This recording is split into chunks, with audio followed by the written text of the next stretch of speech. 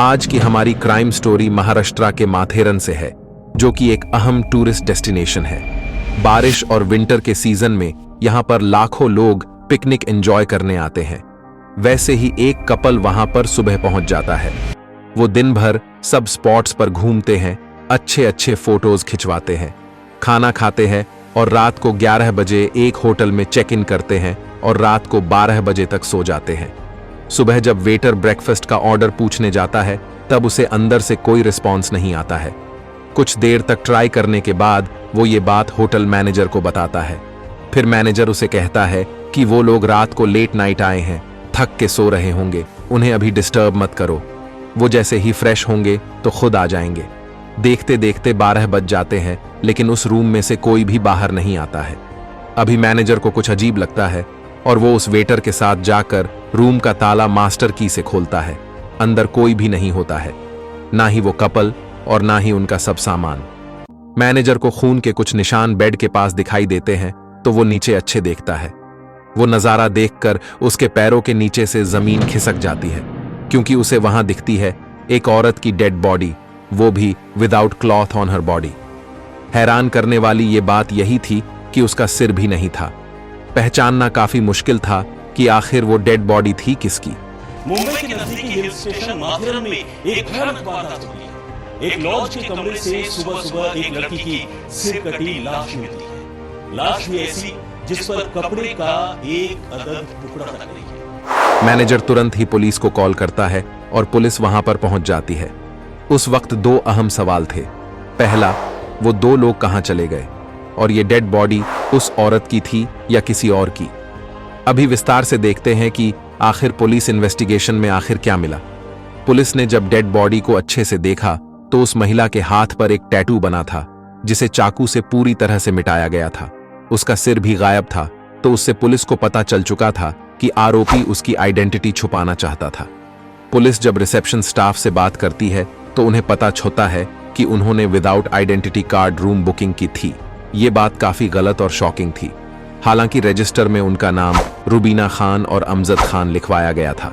साथ में वहां पर एक एड्रेस भी था। हालांकि पुलिस को मालूम था कि ये दोनों चीजें गलत ही होंगी, लेकिन तसल्ली के लिए वो उस एड्रेस पर पहुंच जाती है। अपेक्षा के अनुसार वो पता फेंक ही निकलता है। अभी पुलिस वहां की सब कैमरा फुटेजेस देखती है। उन्हें पता लगता है कि उन्होंने करीब 11 बजे उस होटल में चेक इन किया था। रात को 4 बजे वो आदमी अकेला ही रूम से बाहर निकलता हुआ दिखता है।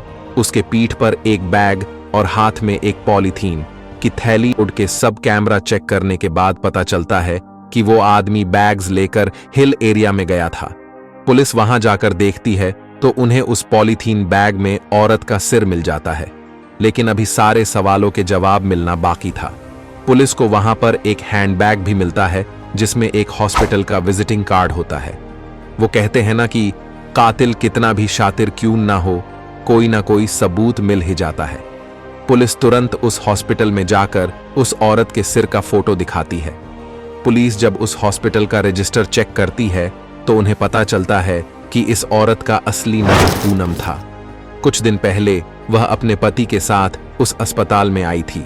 साथ ही साथ ये भी पता लगता है कि उस आदमी ने बिल पेमेंट गूगल पे से किया था। इन सब डिटेल्स से उनको नाम पता चलता है, जो कि अमर था। उसके सिम कार्ड के जब डिटेल्स निकाले जाते हैं तो पता चलता है कि मर्डर वाले दिन वो माथेरान में ही था।